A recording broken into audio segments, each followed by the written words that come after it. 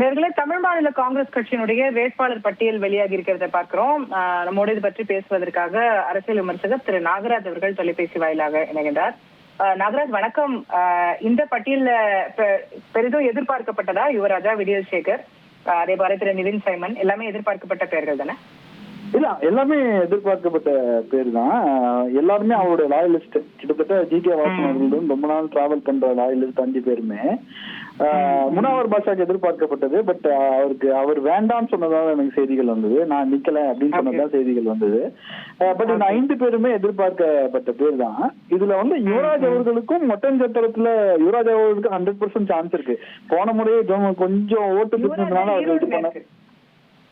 ஆமா ஆமா இல்ல, சான்ஸ் இருக்கு இல்லாமலாம் இல்ல. இல்ல யுவராஜா நீங்க ஈரோடு மேற்குல நிக்கிறாரு, நீங்க ஒட்டன்சத்திரம் சொன்ன மாதிரி கேக்குது. இல்ல நான் ஒட்டன்சத்திரத்துல ஈரோடு மேற்குல சான்ஸ் இருக்குன்னு சொல்ல வந்தேன். Okay okay okay okay okay 2 சீட்ல நல்ல சான்ஸ் இருக்கு அப்படின்றத என்னுடைய பாயிண்ட் ஆஃப் வியூவா இருக்கு. ஒட்டன்சத்திரம் இன்னைக்கு வந்து பிளீக்கா இருக்கலாம், நம்ம பார்க்கும்போது டிஎம்கே ஸ்ட்ராங் ஹோல்டு எல்லாமே இருக்கலாம். பட் என்னுடைய பாயிண்ட் ஆஃப் வியூல என்னன்னா, டிவிகே வந்து ஒட்டன்சத்திரத்துல வந்து நிறைய ஓட்டு பிரிக்கிறாங்க. அது திமுக ஓட்டா இருக்கு நமக்கு வரக்கூடிய டேட்டா. குறிப்பாக வந்து பெண்களுடைய வாக்குகள் வந்து திமுக பெண்களுடைய வாக்குகள் வந்து இங்க போகுது. நான் எப்படி வந்து நம்ம டிபேட் ஷோல சொன்னேனோ, கரூர்ல வந்து பெண்கள் திமுக பெண்கள் வாக்குகள் வந்து விஜய் நோக்கி போகுது. 1% சிபிஐ சொன்னோம்னா அதே சிபிஐ அதே ஃபார்முலா வந்து அதே டிட்டோவா நம்ம ஒட்டன்சத்திரத்துல பார்க்க முடியுது. குறிப்பாக இவர்கள் எல்லாம் என்ன கேட்டகரியில வராங்கன்னா, அதாவது திமுக வாக்காளராக இருந்து 1000 ரூபாய் கிடைக்காத ஓட்டர்ஸ் வந்து அதிமுக ஓட்டு போடாம டிவிக்கு ஷிஃப்ட் ஆறாங்க. இந்த கேட்டகரி வாக்காளர்கள் வந்து டிவிக்கு ஷிஃப்ட் ஆறாங்க. அதனால ஒட்டன்சத்திரத்துக்கு பிளிக் சான்ஸ் இருக்குன்னு நினைக்கிறேன். பட் யுவராஜ் இந்த முறை எம்எல்ஏ ஆகுறதுக்கு நிறைய வாய்ப்பு இருக்குன்னு நினைக்கிறேன். ஏன்னா ஒரு ஆன்டி இன்கம்பன்சி இருக்கு, எல்லாமே இருக்கு, எல்லாத்துக்கும் அவருக்கு ஹெல்ப் பண்ணும் நினைக்கிறேன். விடியல் சேகர்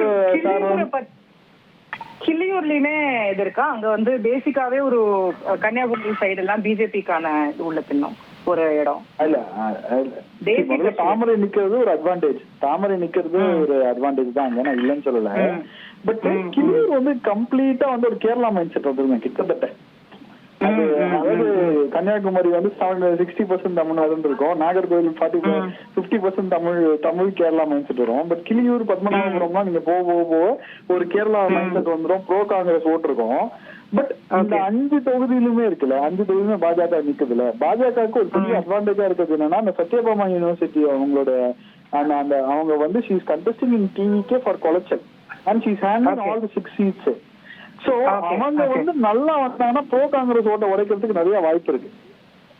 அது எவ்வளவு போகுதுன்றது இன்னைக்கு நம்ம சொல்ல முடியாது. அது ஒரு ஏப்ரல் 10ஆம் தேதி 12ஆம் தேதி வாக்குல வந்து நம்ம தெரிஞ்சுக்கலாம். ஏன்னா இன்னொன்னு என்ன சொல்றாங்கன்னா, அவங்க போட்டியிடாம இருக்கிறதுக்கு திமுக எல்லா வேலையும் செஞ்சுட்டு இருக்குன்னு சொல்றாங்க.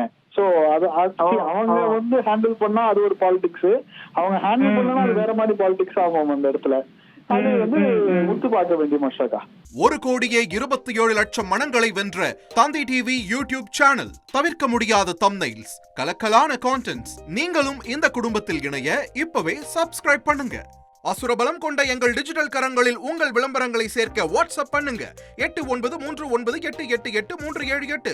Email advttv@dttv.in.